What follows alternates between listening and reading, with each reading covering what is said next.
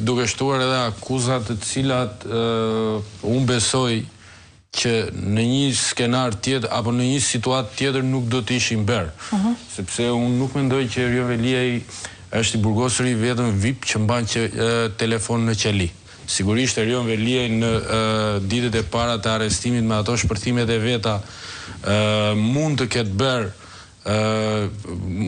bërë gabime apo gjëra që ndoshta kanë cënuar po themi edhe rehatin e kryeministrit, por fakti që ati ngarkohet një akuzë, pra i shtohet një akuzë edhe për këtë, tregon që prokuroria SPAK-u vazhdon të rëndoj pozitën e Erion Veliajt. Por më tepër ka informacione se hetimet janë shtrirë edhe tek personat të afërt me kryebashkiakun e Tiranës për çështje financiare. U është kërkuar bankave sërish informacion. I ri kë? Po i ri. Për familjarë të kryebashkiakut. Dhe me sa duket, pra ajo që kuptojmë është që duket sikur ka një vendosmëri të SPAK-ut për të thelluar në hetimet ndaj kryebashkiakut Tiranës. Por ajo që duhet të theksojmë apo të nënvizojmë tu është që gjithmonë tendenca ka qenë për të thelluar në ato çështje ku përgjegjësia shkon dhe ose po themi e gjithë orbita përgjegjësisë ndalon vetëm te zoti Veliaj. Pra nuk ka një vullnet për të shkuar në çështje të tjera që janë çështjet madhore që përfliten për korrupsion në Shqipëri duke përfshirë incenatorin apo që mund shkonin edhe deri lart më pas. Pra rrezja të cilave mund të kapte edhe figura të tjera. Pra kjo është ajo që unë shoh, të paktën kjo është ajo që po ndodh deri më tani. Po, këto janë faktet. Po. Belo.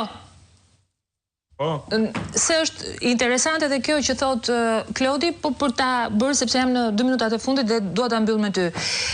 Gjithsesi, ndodhem në një situatë, pra e tham, Erion Veliaj është brenda, ai pranoi sot, megjithëse ishte në avantazh deri para një ore, e pranoi sot, por gjithsesi mbetet rebusi tjetër rreth zotit Rama. Sa do të mundet ai ta ruaj në margjinat e një sigurie, që e shpjegoi shumë bukur edhe Klodi, pra po punohet gati në një kujdes kirurgjikal për të mbetur tek Erion Veliaj, sa mbetet, po themi i dobët kryeministri Edi Rama, për aq sa mund të konsiderohet përballë kësaj situate?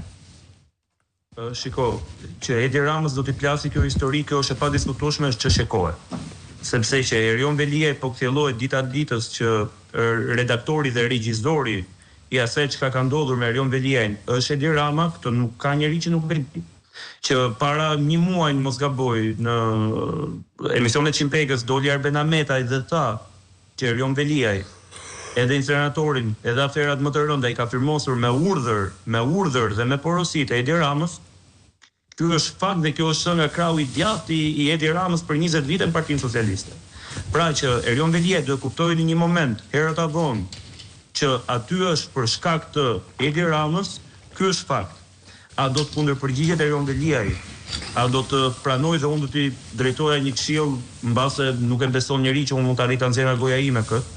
Po shumë sinqert, ja vlen bëhet pentito që mos t'ia hedhin qelçat në det, sepse me këtë rrugtim që ka nisur, Erion Veliaj do rri për një kohë shumë gjatë aty ku është. Dhe do të rri për sa kohë i shërben aty redaktori dhe regjizori që është Edi Rama.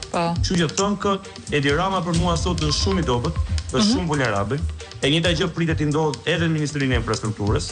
5D-ja është një fotokopje që ka ndodhur edhe me 5B-n në Ministrinë e Infrastrukturës. Janë një sër drejtorësh të Ballukut që kanë vepruar në të njëjtën skemë identike 100% siç është vepruar me drejtorët e 5D-s në Bashkinë Tiranë, dhe edhe afera e tunelit Llogaras është një aferë jashtëzakonisht e madhe dhe flagrante. Janë vjedhur 50 milionë euro me një tek goditje, me një tek vendimarrje të Edi Ramës, dhe sigurisht në gjykimin tim Edi Rama sot është më i dobët se kurrë. Shtuar këtu pastaj dhe problemet ndërkombëtare që ka me mikun e tij të ngushtë Charles McGonigal, me rihapjen e dosjes McGonigal në Amerikë, edhe me kputjen e gjithë lidhjeve të tij korruptive dhe private, qoftë në Departament Amerikan të Shtetit apo qoftë në SBA apo në vende tjera, Edi Rama e ka ditë e numëruara. Një korrigjim apo një kujtesë, më saktë 10 kokës, sot jemi 50 ditë nga dita e zgjedhjeve. Kemi afat. Pra ka 10 ditë Edi Rama ta plotësoj sjelljen. 10 ditët që tronditën botën, do të quhet ky serial i ri në Netflix. Belindi 10 ditë gjysmë. Ose 10 ditë gjysmë.